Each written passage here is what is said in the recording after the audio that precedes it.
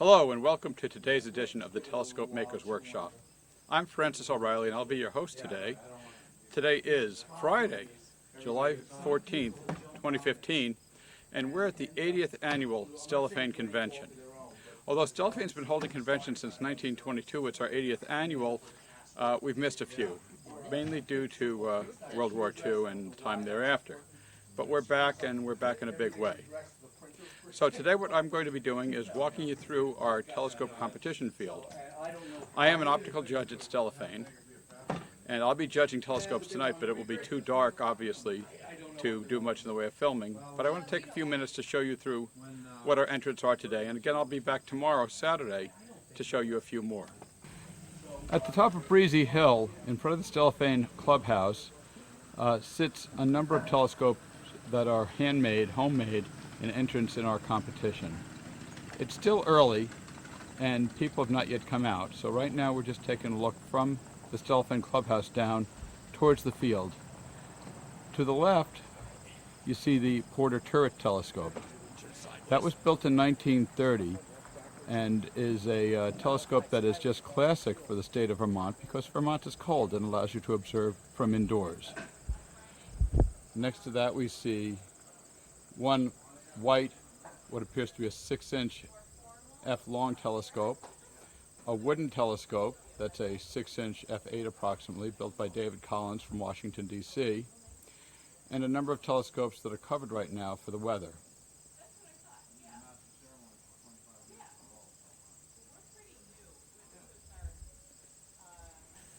We're here now with David Collins from Washington, D.C.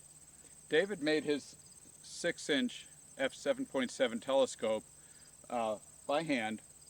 He ground the mirror with the help of the Capital Cities Area Club and Guy Brandenburg. David, tell me a little bit about your telescope, please. Well, first the inspiration was that my grandfather ground a 6-inch mirror in the 1950s, and I remember using that as a kid. And for various reasons, I became curious to know if that telescope still existed, and the plywood had disintegrated, and the folks didn't know what had happened to the material. So, but that was being reminded of that was enough of an inspiration to look up Guy Brandenburg and the National Capital Area Group, and start with them. So it's a 6-inch f7.7. A lot of it is scrapped together, actually. The oak that makes the main part of the tube is, I work at a university and did a little bit of dumpster diving and found a counter that they were throwing out that had just about enough space to cut out the 8 slats at 4 feet length. The darker wood is scrap from a boating lumber yard on the eastern shore, where when they found out I wanted to make a telescope, they were happy to basically give me some scrap mahogany. Wow. So that's that. And if I turn the plywood I got from the local hardware store, that's also oak. And then, if you can see in the inside, the spider is made out of hacksaw blades from the hardware store. The hub was a cube of metal that the guys at the mirror making workshop helped me mill. Well, the scope I got, or the focuser I got, it's a helical, and I got it online. Okay. Now I like the cover that you have for the tube. I think that's really nice, and it's a good idea. It keeps the optics clean. Right. Tell me a little bit more about your balancing system for this telescope. I find that to be unique. I really like it. Can you just tell me? Sure. Show us how that works. So this here is if you have a thin curtain that runs on the ceiling, so it's got a groove in the center, and then I have the bolt head runs through here and tightens here. So depending on if I'm using large eyepieces or small eyepieces, I can loosen the pressure that's put by the trunnions against the curtain hanging and slide it forward to move the center of gravity forward. Or I can move it down to, if I'm using heavier eyepieces, so that To compensate. to compensate. Right, okay. So it slides it very easily, and then actually when I store it vertically, I can just slide it down and rest it on. I need a little extra ballast there at the bottom, and that's a pillowcase filled with gravel. Well, that's wonderful. And I see also you have a little gauge here that shows you what angle you're looking at. Yep, it's just a inclinometer from the hardware store that's got a magnet at the bottom, and I just embedded a little piece of a mending plate there, so it sticks there and is actually just like that, pretty accurate. Now tell me, how long did it take you to grind the mirror from start to finish? Wow, well, you know, the group meets twice a week, so Twice a week? Twice a week, Tuesdays and Fridays. Wow. And now I could only spare about one evening, and again, because of the school year, I tend to be away in the summer, so it took me, if I started in October, I was done in April. But that's, you know, it's a couple hours of grinding and every week, and over Christmas maybe spending some extra time to pull things together with the scope and the mount. Maybe grinding and all the way to finishing was, just for the mirror, was 25 hours. But, you know, it's spread out in 2 and 3 hour intervals, and, you know, there's the cleanup and the setup and the cleanup, and they're the mistakes you make the first time where you have to double back and things like that. Okay. So then you've put about 6 months worth of work into the mirror. How did you end up testing it? What did you use to validate your curve? Well, they have a Foucault tester in the workshop, and we also took it out on the front lot. The problem of working in Washington, D.C. is the light pollution is so appalling. And then I have to say, just in terms of use, at least to my eye, the stars sharpen to a dot, and the planets, you see the features on it, and so that's in terms of the usability. The proof is in the pudding, and that's what really makes you happy. I also like that you have handles on the side to help you carry it. I did that on one of my telescopes also. I thought it was a good idea, and I really like the way you've done that. And I also note that you have a rack in front for your eyepieces. Right, and that lifts right off. So when part of the principles of designing this was that everything needs to be able to fit in the trunk of my Toyota Corolla. That's important. So nothing is longer than 48 inches, and something like this, which would just be a problem packing up, it removes, so it's just like that, and I can put it in my knapsack. Folds right down. And it folds right down with a spring on the inside. That's an absolutely brilliant idea. Now you're going to be entering this telescope in our mechanical and our optical competitions also, and I wish you all the best with it. Thanks very much. I will be judging it later, and among others, and I'm very much looking forward to it.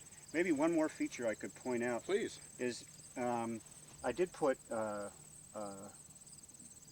casters there on the bottom that lock, and it makes it that much easier to roll around, both in the house to get it out of the house, and then on the sidewalk. And as I said, I teach at a university, and on an evening I can roll it out on the sidewalk of the university, and I can get 150 students in a couple hours to look at something as simple but as beautiful as the moon or Saturn or Jupiter or one of the planets that is easy enough to see in Washington, D.C. Well, that's wonderful. And what do you teach, may I ask? I'm a history professor. Very good. Well, David Collins, thank you very much. We appreciate your time speaking to us today at the Telescope Makers You're very Workshop. welcome. Nice to meet you. Just bringing back one more item for David Collins. We were just talking, and I noticed how nicely he's baffled the inside of his tube. Now, what he did was he's got some very rough surface on the inside of his tube, and that does actually act as baffling. David, how did you do that? Basically, there are two elements. There's the blackboard paint, which is thick and sticky when it's wet, and sawdust, which I created plenty of in the process of making the tube. And I painted it black with the blackboard paint. I tossed in the dust while the paint was still wet, and then I gave it another coat of paint once that first level had dried. So it's sawdust and blackboard paint. Now we're here with noted amateur telescope maker and refurbisher Dave Grosky from Hokum, Delaware. Hockessin, Delaware. Close enough. Hockessin, Delaware. Okay, this is a 1958 Cellstar Focker. Focker only made these for 1 year. We think there's between 35 and 50 of them made. This is serial number 26. There's only maybe half a dozen of them still in operation. I got this one from a gentleman in California, and he tells me that it used to be owned by the school where Bill Gates went, and Bill Gates learned to program computers there. And when I got the telescope, you couldn't see anything through it. Focker unfortunately made this telescope. It's a Max Sutov, and it didn't have any baffling in it. So when you try to look through it, the image was washed out. And that might be a good thing, because Bill Gates might have become an astronomer instead of a computer expert. But like I said, this thing, I totally restored it. Here's a picture that originally started out. It was pretty rough. There was some missing parts. There was no cover here for the clock drive that I had to make. The motor on the clock drive was seized up. I had to take that totally apart and redo the gears on it. The whole telescope was stripped down and repainted. I put a whole new baffling system in it. And now everything works on the scope, and it's a really wonderful little scope. It has a unique feature here. It's got this turret eyepiece, and the eyepiece is located here on the fork. So it's meant to be looking at the planets. So the planets are on the ecliptic, so they're mostly in the south. You're sitting here behind it, nice and comfortable looking in. So it's a really interesting, neat telescope to use, and it was a real fun to restore it. It's real fun to use it. David, how long did it take you to restore this telescope? It took me 8 months to restore it off and on. I was playing with it. You know, totally take it apart, strip it. I had to ray trace the optics. I tested the optics; they're very good. Had to ray trace them to make all the baffling in them to figure out what the diameters were and everything else like that. It was a little bit tricky to baffle because this telescope has a 45-degree mirror that faces forward. So the baffle tube had to have a hole in it, and the very top of the baffle tube, even though it had a hole in it, it had a baffle around it, was still picking up a little light, so I had to put a ring of cardboard just to baffle that little tiny bit of stray light out of it to make it a usable telescope. Now it's got a very nice dark feel to it. It's very well baffled. It works very nicely. Wonderful. Well, thank you so much, David. Appreciate your time speaking to us this morning. We'll talk. We're back now with Matt Considine, Dave Grosky, and Jim Daly. I'm sorry, I know you. To talk about a Schupmann that they built. Now, Jim is the president of the Schupmann Club, and Matt's a member, and I guess Dave's a member also. It's a very exclusive club. Yes. Guys, tell us a little bit about this Schupmann that you've built, please. Start with Matt. All right. Sure. So the optics for this originally came about back in 2006, 2007, when they were offered for sale by a neighbor, former neighbor of Max Bray, who had made a lot of the optics for early satellite and lunar and Mars explorers. So it came with pretty good provenance, but they didn't have a tube associated with them. So I bought the optics and put it in a tube, and it became pretty clear that the optics and the mounting that we had for the mirror cells, the objective cells, needed some work, let's put it that way. So Dave took a crack at the optics, and I'll let you explain what you found. Yeah, unfortunately the optics weren't very good. I think Max was rushed and didn't finish them all the way, so both the corrector had a very bad turned edge on both surfaces, and the objective lens wasn't fully polished out, and it wasn't fully aspherized. So all four of those surfaces I reworked and got them right, and then we turned that over to the expert here, Mr. Daly, and he fabricated this absolutely beautiful OTA structure to hold these wonderful optics. So I'll let Jim tell you about that. Well, this is a very unusual Schupmann in that it has a full aperture corrector, or mangan. That is to say, the objective and the mangan are equal in size. So you end up with a tube that's very wide in the front, and it's basically just an aircraft plywood tube lots of baffles and ways of preventing direct skylight from reaching the eyepiece. And quite lightweight. It's reminiscent of Ed Olson's first Schupmann. Now, Ed Olson was the guy that introduced the Schupmann, that popularized it in America in the very early days. And he was very fond of the full aperture corrector design. And he let me use his full aperture Schupmann, and I used it for a year. It was just beautiful, and I've loved this style ever since. It offers the largest field of view. It has a diffraction limited field of view of 1/2 degree, which is perfect for planetary work, more than perfect. Corrected for coma, and astigmatism is not visible. That's its only aberration at the edge of a 1/2 degree field. What's the diameter of the primary optic? It's a 6-inch aperture. And the Instrument. aperture ratio? F12. It's an F12, yeah. so 6-inch F12 with a Mangan mirror. Yep. Well, the other thing to make clear on this is it's a singlet objective and then a corrector lens that is perfectly corrected for color, not apo-corrected, perfectly corrected for color, with 2 pieces of glass, inexpensive BK7 glass. So it's probably the best refracting optics you can have, unobstructed, just absolutely gorgeous contrast, and again, made from 2 pieces of inexpensive glass. So you can make a very, very large refractor that's perfectly color corrected. And having made a bunch of lenses and refractors, this is, optically I feel it's easier to make than a refractor, a standard refractor, and much, much better optical performance. And how much time would you say you put into building this telescope altogether? The tube took me about 2 months of spare time. Okay. And the optics? I spent probably 3 or 4 weeks figuring the optics on all 4 surfaces. And how did you test your optics, David? The objective is tested by double pass autocollimation against a flat because you need to correct it for spherical aberration.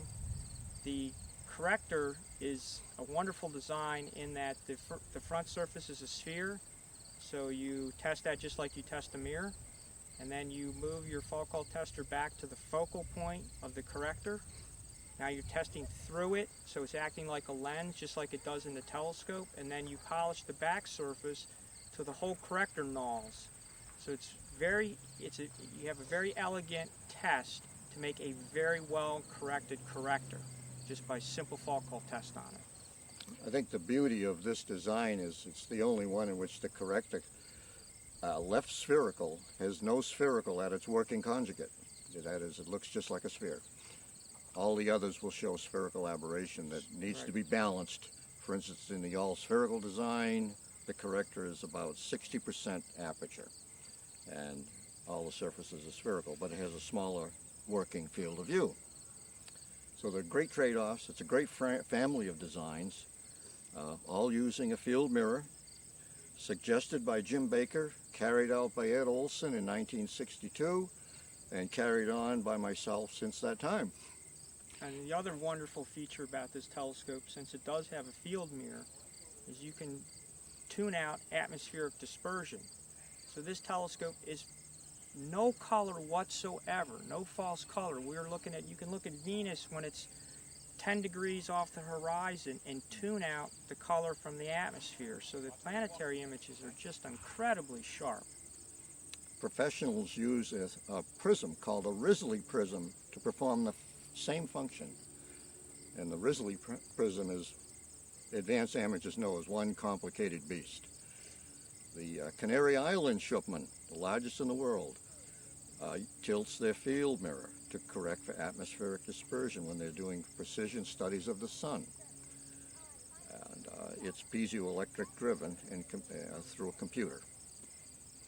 Jim, as long as I have you here, something I've been wanting to do for a little while, and it's related slightly to Schupmann, but just tell us a little bit about yourself. You've had an incredible career and design career and optical career, and we know you to be a master craftsman at all you touch. Tell us a little bit about your career. Well, I started out like many people, amateurs. I built a Newtonian in high school. I I think it was E&W Optics sold these mirror kits, plate glass, and I made my first Newtonian. Discovered Venus all by myself. Yeah, I was so proud boy when I went to bed that night. But then gradually I worked.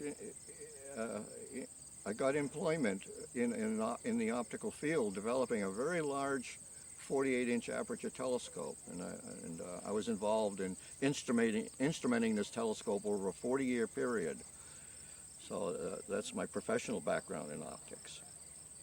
Amateur-wise, the usual thing: lots of Maksudovs and Newtonians. Well, your model aircraft building skills come into A lot play here. a lot of model aircraft building stuff that is easily applied to building these crazy tubes. Makes it very lightweight. This tube's just under 23 pounds.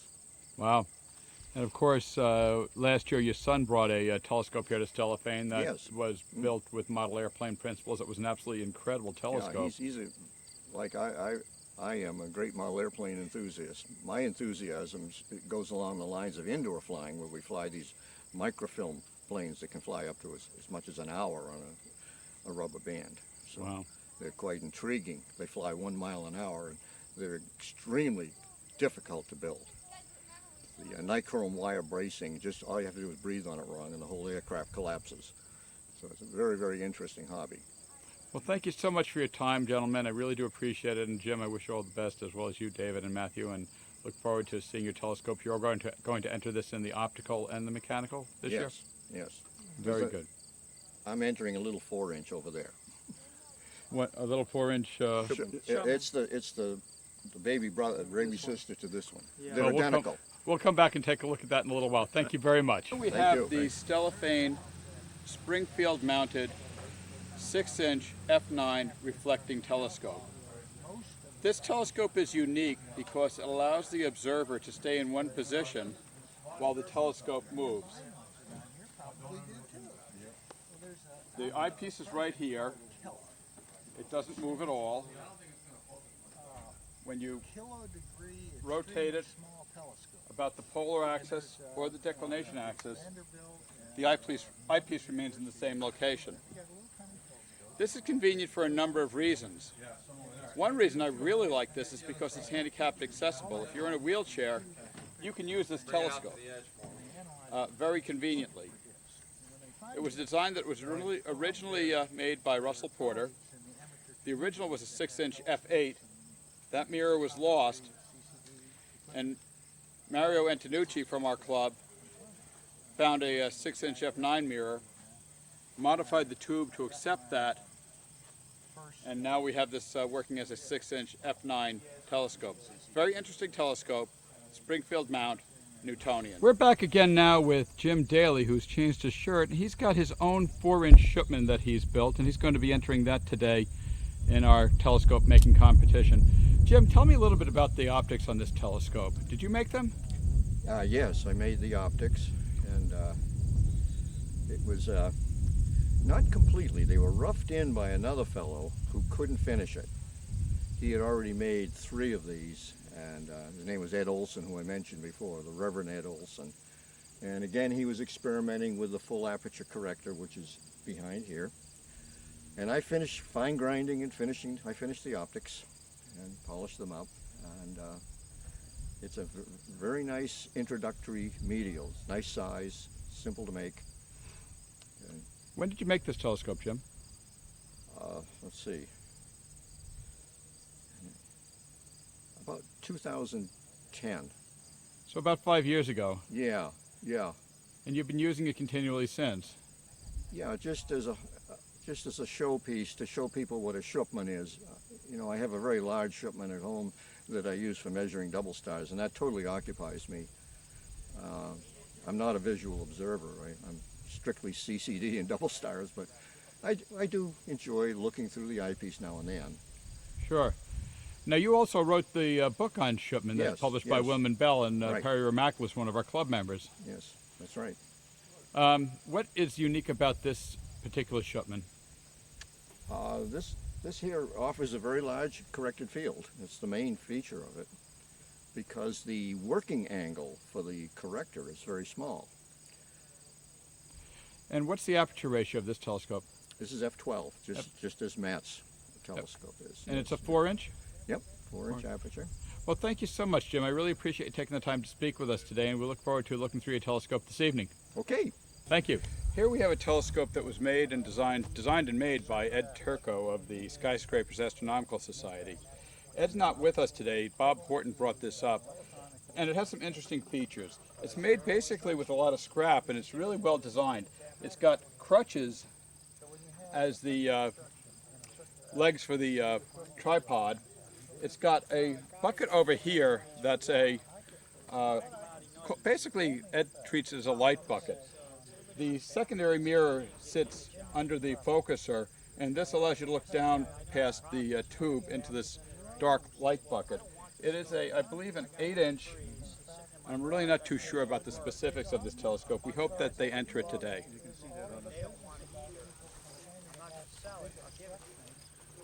Now we're with Ellen Rifkin of the Springfield Stars, also known as the Springfield, go ahead and tell me. The Springfield Telescope and Reflector Society of Springfield, Mass. Now, Alan, can you tell us a little bit about this telescope? Okay, the most important thing for a telescope maker to have is imagination. The most important thing for an astronomer to have is caffeine. This is a combination of both. The main tube is made out of a coffee can. The finder is made out of a Coke bottle. It's all, except for the focuser, all off-the-shelf parts. At the swap tables, I bought this cemented refractor, but it has a big hole in the middle. But like the secondary of a Dob, it really doesn't matter much. And it's held together with a Lyra mount, and it's just a fun little scope I like to play with, to show off what you can do with whatever, your imagination and enough caffeine. Well, thank you so much. I appreciate your time talking with us today. We're back at Stellafane, and it's a little after 5 o'clock on August 14th, 2015. I'm looking at the Flanders Pavilion, where we've just completed our afternoon talks, and we're sort of down at the lowest elevation of Stellafane. Now we're looking up the hill towards the McGregor Observatory, and a number of cars that are parked here from all over the Northeast, basically. Oh, there's my pickup truck.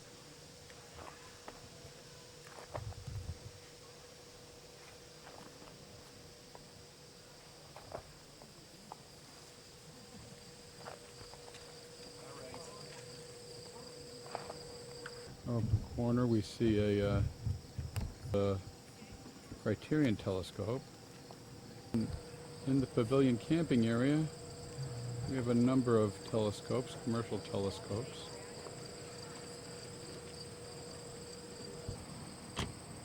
There's a Stellafane, gentleman setting up his telescope. There's a sidewalk-mounted large light bucket and a refractor with a dad and his.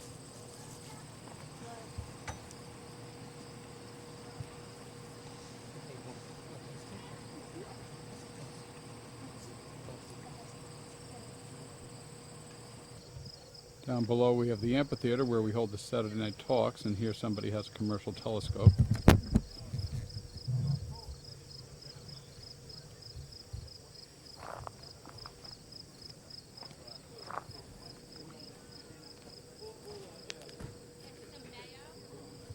The Tower of Babel.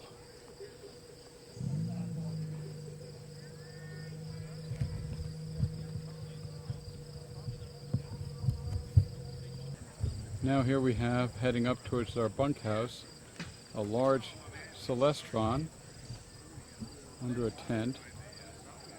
Everything's under a tent just to be safe. Everything gets covered because at Stellafane you never can tell when the weather's going to turn. All you know is that it is going to turn at some point. Here comes Patrick Charles Dodson walking towards us.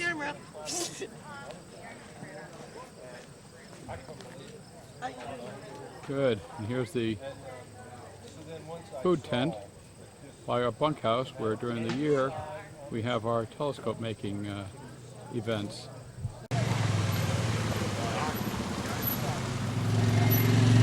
security. There's our buddy Mark. He's been doing this for years and years. We're real happy he helps us out. Now we're at a field just south of the McGregor Observatory, and there are a number of telescopes that are set up here. Now these are not entered in our competition. These are just for observing purposes. This is a sidewalk mounted telescope with a wheelbarrow mount. Copernic Astronomical Society. Again, we're on the side of a hill, and you notice just how steep that hill is. We have a very interesting telescope over here, aluminum tube, polished aluminum. This telescope is on an equatorial mount, polished aluminum. Beautiful telescope.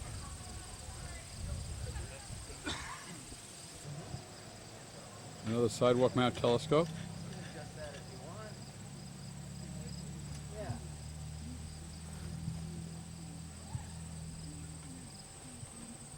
Well, here's a huge mount, commercially made mount. Today. Is that your mount? Yeah, it doesn't rain. So tell me a little bit about this mount. I think I bought that. It's made by Telescope World. They were Hayward, California. Sky and Telescope ad, 1980 to 83 is when they had them. And what do you put on top of it? I've got a 12-inch f6 Okay. reflector that fits on it. It's hefty. The big counterweight is 75 pounds.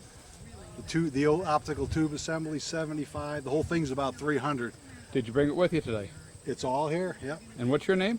Rob Mack. Rob, thank you so much for taking the time to talk with us today. Okay. There's a couple of refractors, and again, we're on the hill just south of McGregor Observatory. Interesting telescopes of all sorts. Here's a sidewalk-mounted telescope, the blue and red one, that doesn't have a classical tube.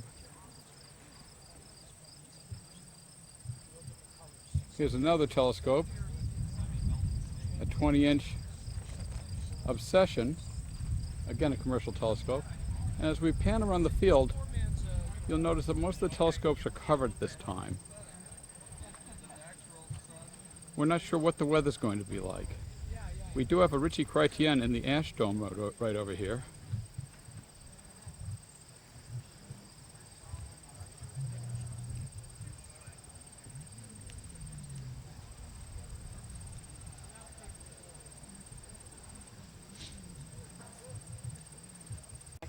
Your cell phone has a chip. All right, who's next? We're gonna move all the way up from Meridian. Now my favorite telescopes Take are it the back telescopes the other that way. are Other way. handmade. It should be And right now, real again, close. the vertical on the machine and the horizontal. Here we're interrupting somebody as they're Nope, back. collimating their telescope. Push it forward. Should be close. So, Actually, push if it you want to find that things way. Large light bucket over here.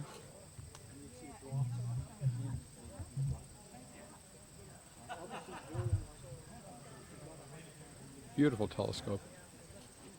We have Sue French You and should be Alan able to see French some spots, studying some and getting spots. ready for the evening. Yep. Alan is a Yep. optical judge at Stellafane, and Sue is a writer for Sky and Telescope. I mean, what about sunshade? And you're gonna look funny with your hat on. Move over to the side a little bit, John. Where do you want me? We've got John and Karen, and they built this telescope as a family project with the husband and wife. Karen, can you tell us a little bit about the optics? Did you make the optics? I did. And what are they? Dimensions. Oh, it's an 8-inch chunk of glass. I'm sorry, 8-inch chunk of glass. 1500 millimeter. 1500 millimeter focal length, roughly. Took me about 3 years total to make it, but that's because I put it down so often. I wouldn't work on it. And John, you made the optical tube assembly in the mount? All the mechanical pieces except for the focuser. That's neat. Now, we're here at Stellafane, and I understand that you entered this telescope in our competition a couple of years ago. Is that true? That is. The optics were entered in on a Dob mount, Okay. and that was the year that it took first place for the optic. Yep. That was, what year was that? 2010, 2010. 2011. We don't. I don't know. I don't remember. It's been a few years, yeah. It's Yeah, been a a while. while. Yeah. Well, thank you so much for taking the time to tell us about your telescope. And just curious, can you tell us anything special about the telescope? I don't know. It's been a long project, and it's been more entertaining to build than to use Okay. because we're still developing the mount. Right. The mount needs the equatorial axis is springy, so we're going to replace that with a larger one and add a motor drive. Very good. So, Well, I wish you all the best with it. Thank you so much for taking the time to talk with us. Thank you. our pleasure. Now we've got a view of the observing field from the McGregor Observatory, the top of the hill. You see quite a few of the telescopes that are out. Campsites. Then we turn around, we really can't see the Schupmann inside the McGregor because the roof is closed. Hi, Francis. Hey, Fred. And we've got Halden and I can't see who else. Dave. Okay, well thanks guys. Ruining your picture. Your movie.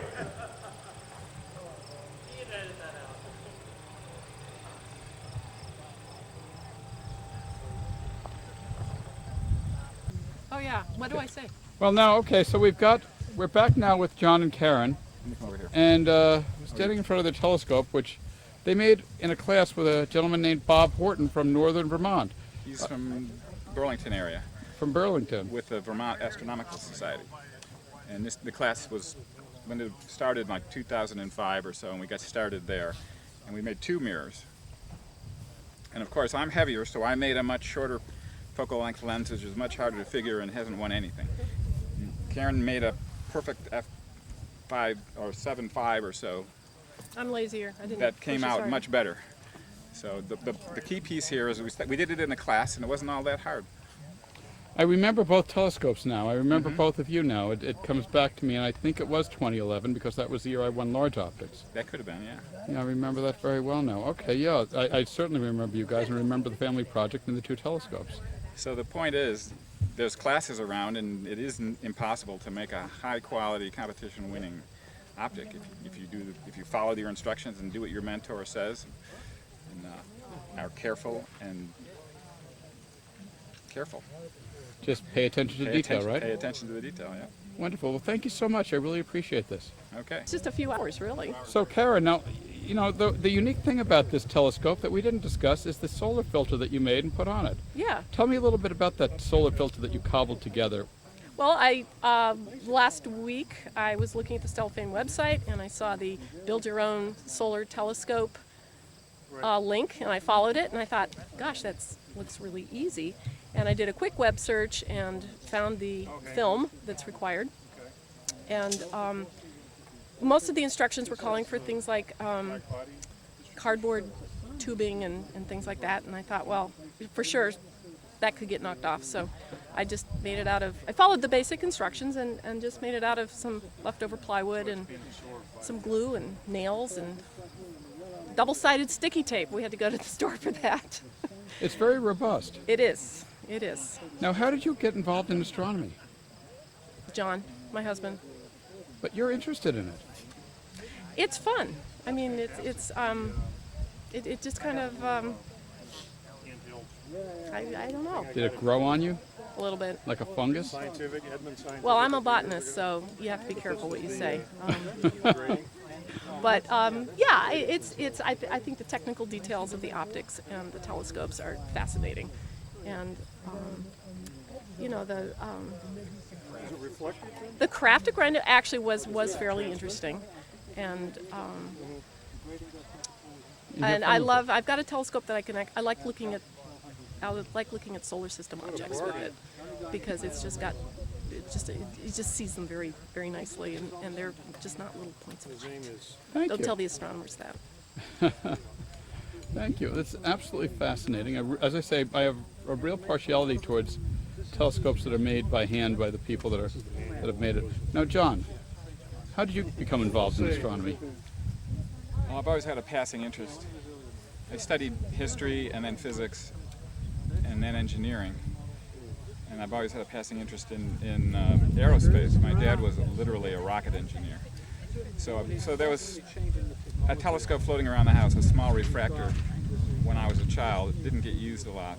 but the interest was sparked. And years later, when the opportunity came to make a decent-sized mirror in the class that we mentioned earlier, it seemed like the obvious thing to do. So we did. Well, thank you. And here we are. That's wonderful. Thank you so much. And again, I can't say it enough. I really do appreciate you taking the time to speak with us. But the other piece of this that maybe, yeah, the other piece maybe isn't quite obvious is the astronomy itself is interesting, but the building and designing of a telescope is also very interesting because it combines all nature of crafts and skills and science. And you can, yeah, and some of the crafts date to the 1500s, right? Sure. So it's a lot of fun. It just suits my personality. I guess that's the best way to put it. There you go. And the other important piece is Stellafane is in my backyard. And That it's helps. a world-class gathering of wonderful people. So why wouldn't you be interested in astronomy?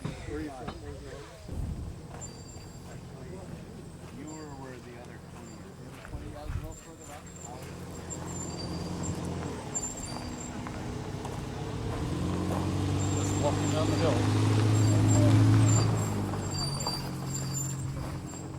Back to my truck. What amazed me too when I got it, it looks like a cannon. Yes. But it's very lightweight. That's what License plates from all over the country.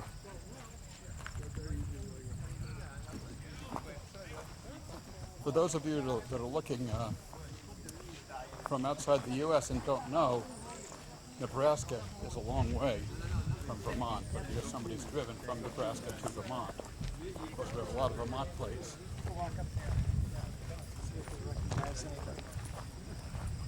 We have our t-shirt vendors, Gary Sislak.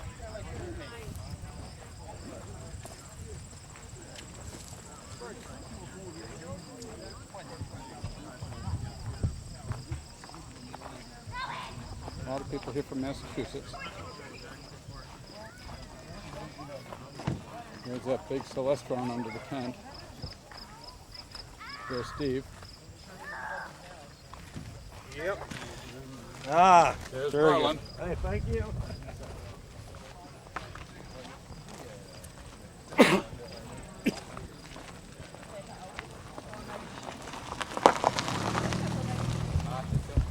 Alan Stern. He's over by Stargazer Steve.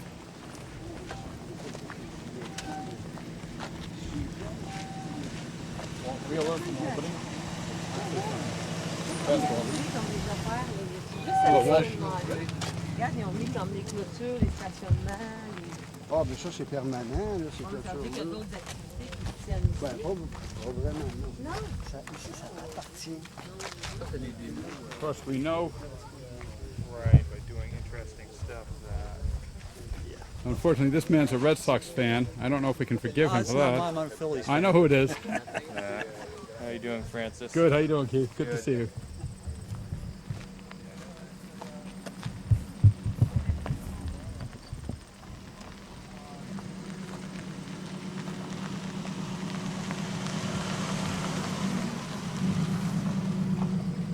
Somebody needs his space.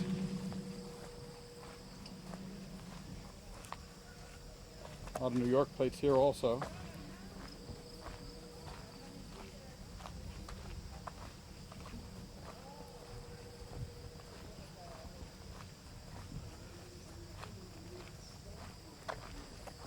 Mount Wilson Observatory. Focker is right. Sure. Hello, we're now interviewing Walter. Walter, where are you from? I'm from just outside of Woodstock, Ontario, Canada. And you brought a telescope with you, and can you tell us a little bit about your telescope? This is a homemade 18-inch f3.9 Newtonian reflector on a Dobsonian mount. It's a push-to mount. There's no drives on it currently. I did put digital setting circles on it. And When did you make it? I've been basically working on it for the last 4 years. This is Go ahead. 2 years on the mirror and a year, most of a year on building the actual telescope, and then most of last year trying to figure out how to get it to the convention. Now, did you make the mirror yourself? Yes, I did. You made the primary, and it's a 18-inch f3.9, you said? Yes, it is. And you parabolized it? Yes, I did. And how did you test it? I've got a Foucault tester, which is actually one of the original Foucault testers from the Sam Brown book on all about telescopes from way back when. And this is the fourth mirror I've done, and it was been sort of a challenging experience. It's the first one this big that I've done. Now, you made it out of crown glass, and you told me a little while ago why you did that. Why don't you tell us one more time? Way back when, back in the 70s, I picked up a piece of crown glass and a piece of flint glass. And my thought way back then was that someday I would build a large refractor. And as time went by, it became obvious that that was not going to happen. So I did the next best thing and turned the crown glass into a parabolic mirror for a Newtonian telescope. How did you mount the crown glass? The crown glass is sitting on 18-point aluminum support, but most of these style of telescopes are supported by a sling. On this telescope, I've used what's called a wiffle tree, which is basically a pivot. But I've got 4 of them in there on the center line of the mirror, and the idea there is that at some point in the future I could move this over onto an equatorial mounting, which if the sling mountings that they're popular couldn't do that. Well, thank you so much. I appreciate you taking the time to speak with us about your telescope, and I wish you all the best. Now, this is entered in this evening's competition, right? It is indeed. Very good. Well, I wish you all the best. Now we're moving on to Prasad. Prasad, you have a telescope, and can you tell us a little bit about, first of all, yourself, where you're from? Yeah, I'm from, currently I'm from Pennsylvania, eastern Pennsylvania. And what do you do for a living? I'm retired. Okay. What did you do when you were working? Oh, when I was working, that was when I started the thing. I was work in Maryland, which is near DC, and I am still a member of National Capital Astronomers and their ATM group. And that's Guy Brandenburg and Company. Guy Brandenburg. He is my hero. Guy has another representative up here also, David Collins, who made his telescope with Guy's help. Oh, is it? He's here? He is. Oh. He's up in front. Okay. Tell us a little bit about your telescope. What is it? So it's a f6.3. I ground the mirror with Guy's guidance. Is it an 8-inch or 6-inch? 8-inch. It's an 8-inch f6.3. 6.3. All right. And it came out well.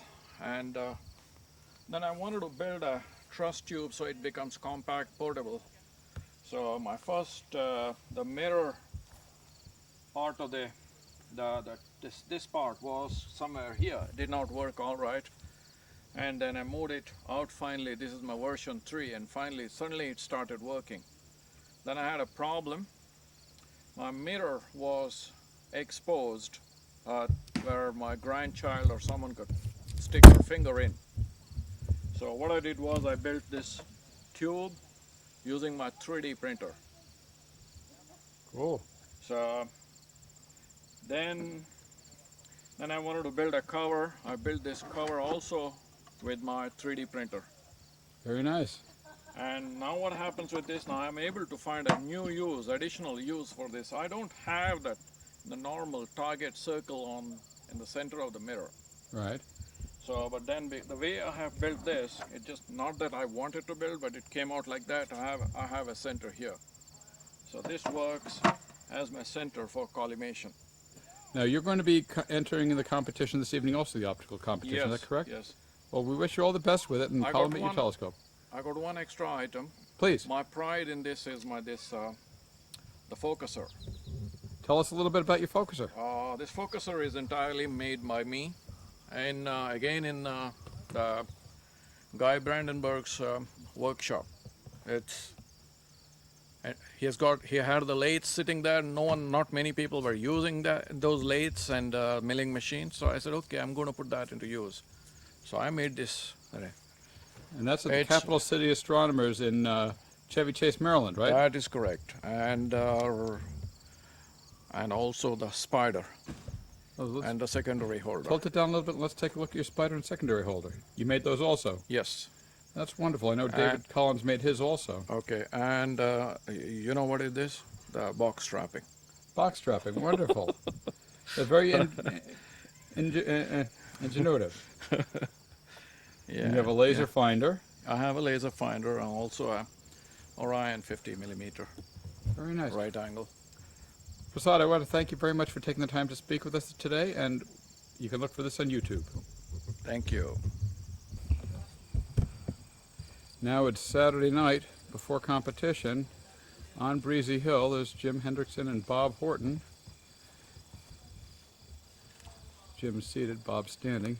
And we're looking down at the field where there are a lot of telescopes. Some in the competition, many in the competition, some not.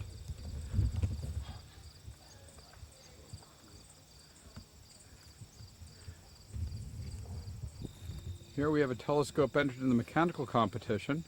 A gentleman from Ohio brought it. He's not here to speak with us right now. I suspect he determined he might have wanted to eat this evening. It's a 10-inch f4.7 with a cute design that folds down into a very compact telescope for transportation purposes. Here we have a very long yellow Newtonian reflector telescope.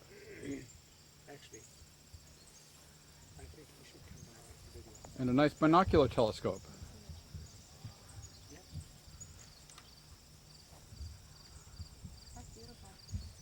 No telling if this is entered into competition or not. That was here last year.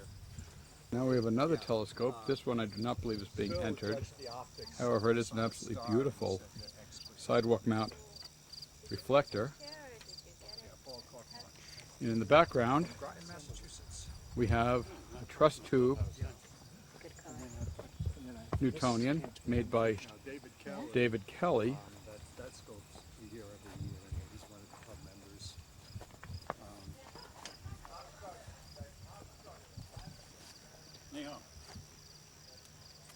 David's a talented optician and machinist, and very generous with his time. This red telescope behind is also made by David.